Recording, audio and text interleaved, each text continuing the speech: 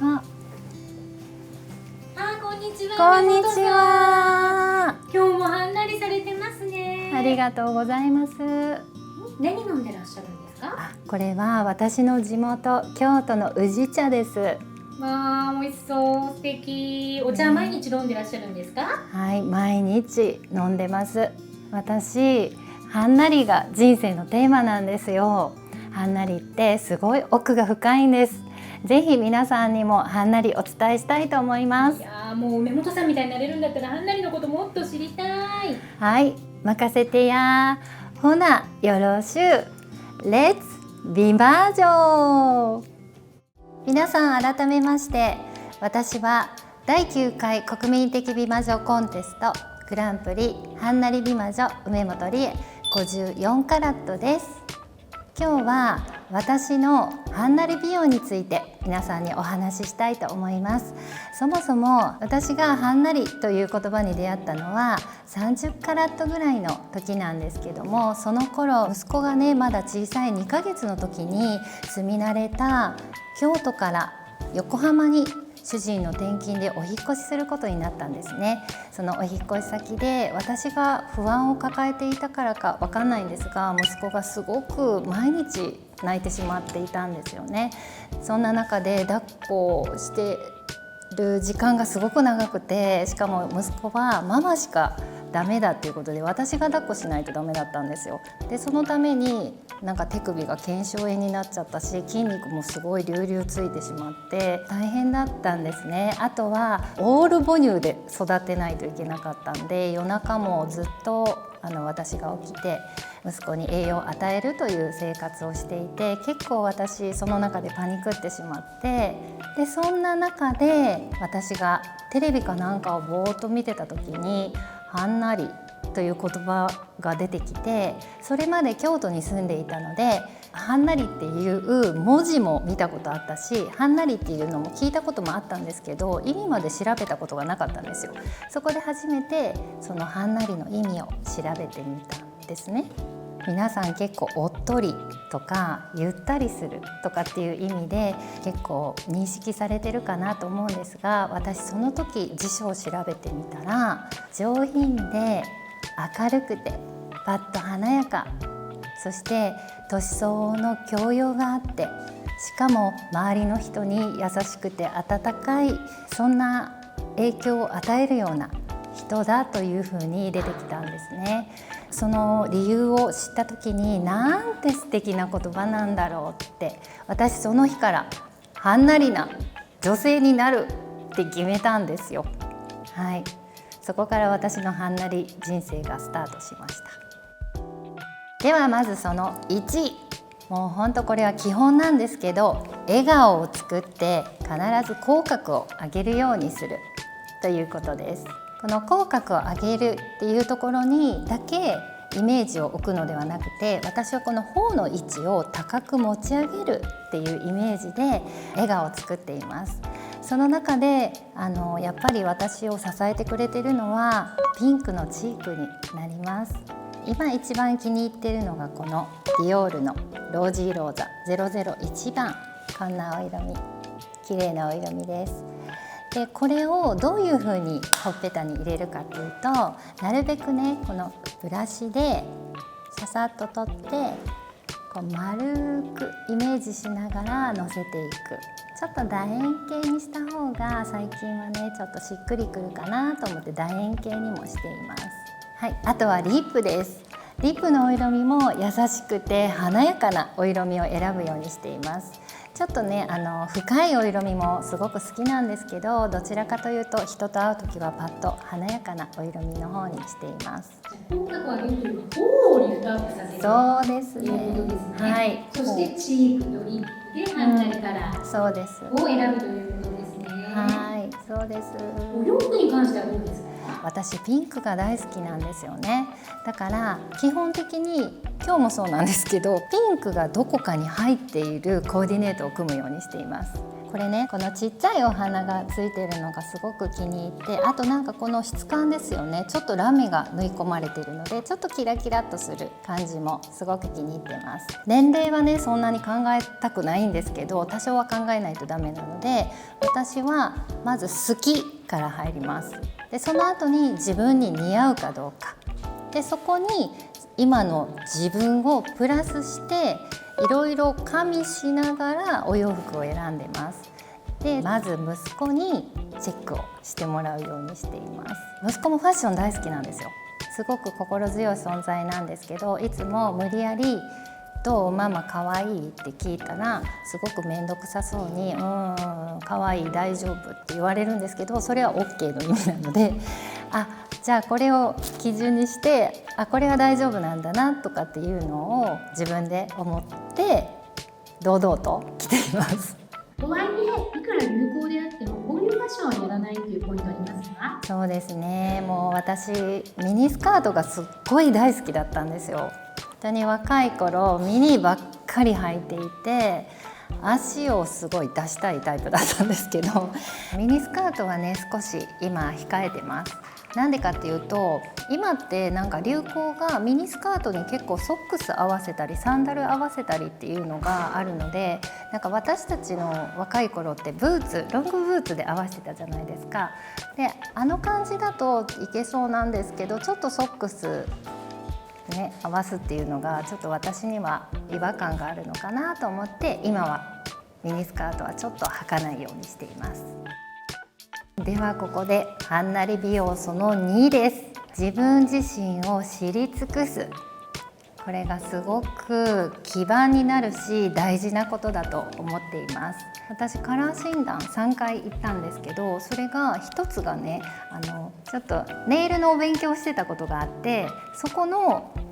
ネイルのお勉強の一環にカラーの診断をする先生がいらしてくださって、1人ずつカラー診断をしてくださったんですね。それはやっぱりどういうネイルの色を塗ったら肌が綺麗に見えるかっていうのがやっぱりネイリストにも大事だっていうことで、先生に1人ずつ見ていただきました。その時言われたのが、私もともとチークオレンジ塗ってたんですね。そしたらもう一番に顔見た瞬間に、あなたはオレンジのチークを塗ると老けてしまうよって言われて、今日からピンクのチークにした方がいいよっていう話から、あなたはこうだよっていうのを教えてもらった感じですかね。であともう一個エピソードがあるんですけど、私30歳になった時に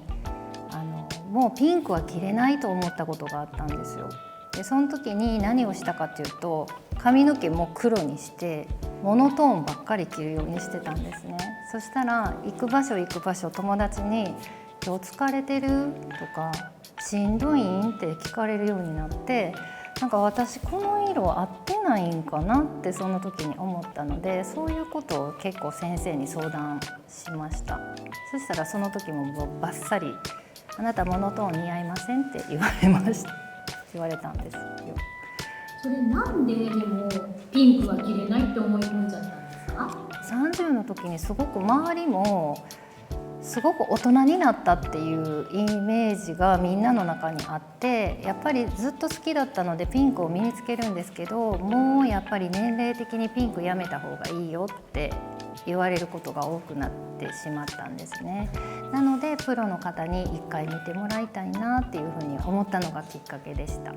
裏付けが欲しかったわけですね。はい、裏付けが欲しい。でもどうしても周りの目が気になっちゃってたわけなんですね。はい、とってもとっても周りの目が気になってました。なので自分に自信を持ちたくて、いろいろ先生に見てもらいに行ってたような気がします。続いてははんなり美容その3です。先ほどからテーブルにありますが、こちら私の地元宇治の宇治茶です。綺麗な緑色ですよね。いつもこの宇治茶いただくんですけど、香りがすごく好きなんですよ。で深呼吸しながら香りを嗅いでいると気持ちが落ち着いてきますし、もう何といっても美容にすごく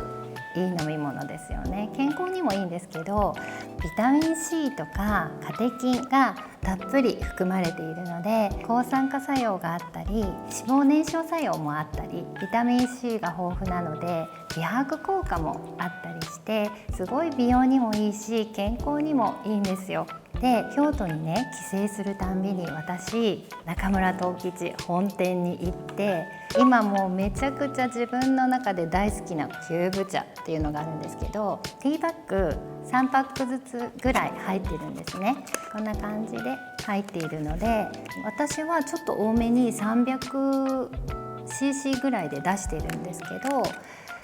好みで濃さを自分で調節して飲んでいます。で、このキューブ茶なんですけど、いろんなお味があって、私一押しなのがこの京番茶。あんまり皆さん馴染みがもしかしたらないかもしれないですけど、私小さい時から番茶をいただいていたので、今でももう番茶が大好きです。カフェインが他のものより少し番茶の方が少ないので、ちょっとカフェイン取りたくないっていう時に番茶を選んでいます。